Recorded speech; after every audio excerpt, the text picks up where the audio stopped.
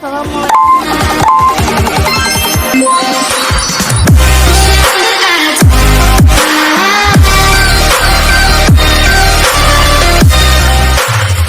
dosen pengampu Bapak Audrey Rinaldi, SH, M.Hum, PhD.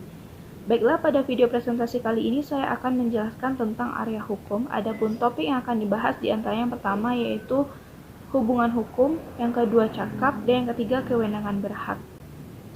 Yang pertama yaitu hubungan hukum. Hubungan hukum adalah hubungan antara dua orang atau lebih subjek hukum yang diatur oleh dasar hukum tertentu dan menimbulkan suatu peristiwa hukum. Berdasarkan definisi tersebut, pada dasarnya hukum memiliki dua segi, yaitu segi kekuasaan atau kewenangan atau hak, dan yang kedua segi kewajiban.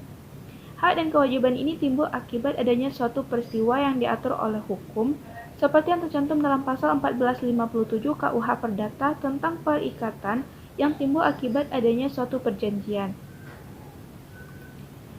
Yang kedua selanjutnya yaitu hubungan hukum memiliki tiga unsur.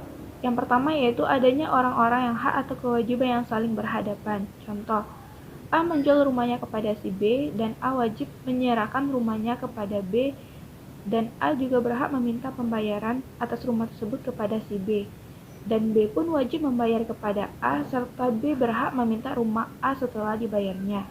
Yang kedua, adanya objek yang berlaku berdasarkan hak dan kewajiban tersebut. Berdasarkan contoh di atas, maka objeknya adalah rumah. Yang ketiga, adanya hubungan antara pemilik hak dan pengemban kewajiban atau adanya hubungan atas objek yang bersangkutan. Nah, berdasarkan contoh di atas, A dan B mengadakan hubungan sewa-menyewa rumah sehingga A dan B sebagai pemegang hak dan pengemban kewajiban, yang mana rumah adalah objek yang bersangkutan. Yang selanjutnya yaitu syarat-syarat hubungan hukum. Yang pertama, adanya dasar hukum, ialah peraturan-peraturan hukum yang mengatur hubungan hukum itu, dan yang kedua, timbulnya peristiwa hukum. Contoh hubungan hukum.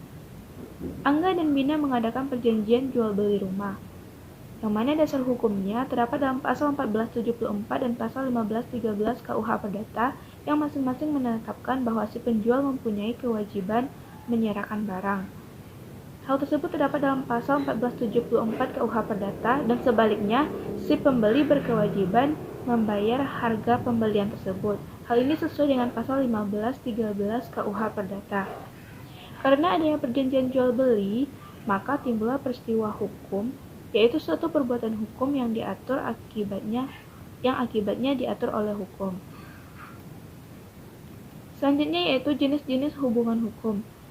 Yang pertama dilihat dari sudut pandang kedudukan subjek hukum, maka jenis hubungan hukumnya terbagi. Yang pertama, hubungan yang sederajat, yaitu hubungan hukum yang sederajat tidak hanya terdapat dalam hukum perdata saja, misalnya jual beli, tetapi juga dalam hukum kenegaraan dan internasional negara dengan negara.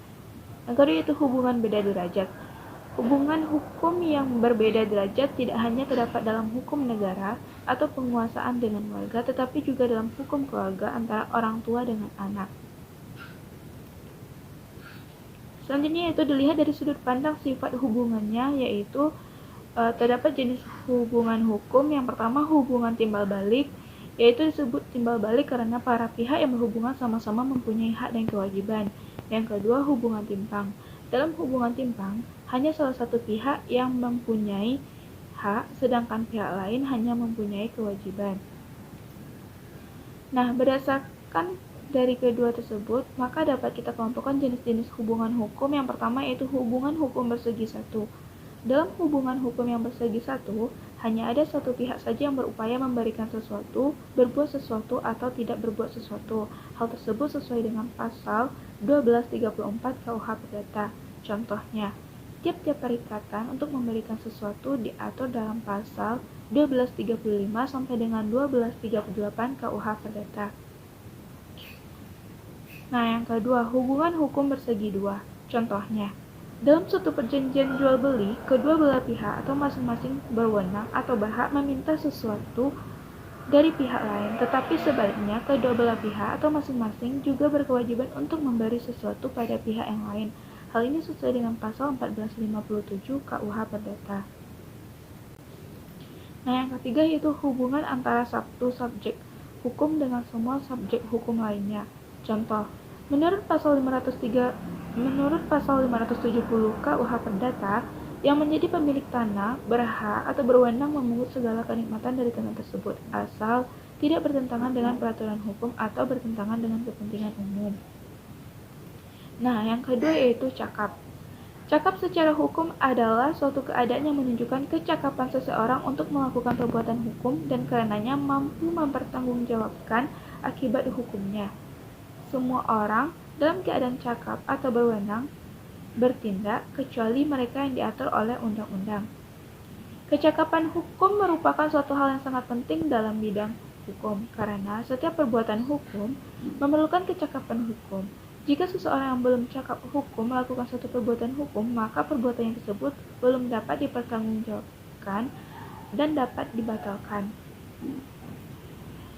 Cakap hukum dan tidak cakap hukum yaitu orang yang cakap hukum adalah orang yang telah dewasa atau telah berusia 21 tahun dan berakal sehat, sedangkan orang yang tidak cakap adalah orang yang belum dewasa dan orang yang ditaruh di bawah pengampuan yang terjadi karena gangguan jiwa, pemabuk, dan pemboros.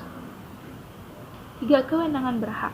Setiap manusia mempunyai kewenangan berhak, belum tentu mempunyai kewenangan berbuat. Setiap orang mempunyai kewenangan berhak karena dalam hukum, sanksi hanya berlaku atau dapat diterapkan dalam kewajiban, bukan hak. Dan selanjutnya, orang yang tidak melaksanakan kewajibannya akan mendapatkan sanksi, sedangkan orang yang tidak melaksanakan haknya tidak akan mendapatkan sanksi.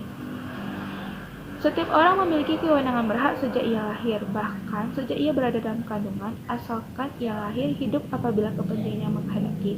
Hal ini sesuai dengan pasal 2 KUH Perdata. Selanjutnya, kewenangan berhak tidak dapat dihilangkan atau ditiadakan oleh suatu hukum apapun.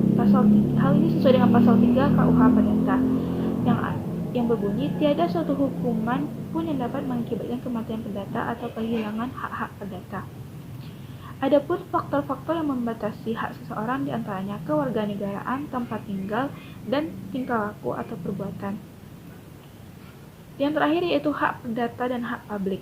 Hak perdata adalah hak azazi yang melekat dalam diri setiap manusia yang diberikan oleh Tuhan Yang Maha Esa yang bisa disebut dengan hak kodrati, contohnya hak hidup. Dan hak publik itu diberikan oleh negara dan dapat hilang jika negara menghendaki, contohnya hak memilih dan dipilih. Sekianlah presentasi saya pada video kali ini. Mohon maaf bila ada kesalahan. Wassalamualaikum warahmatullahi wabarakatuh.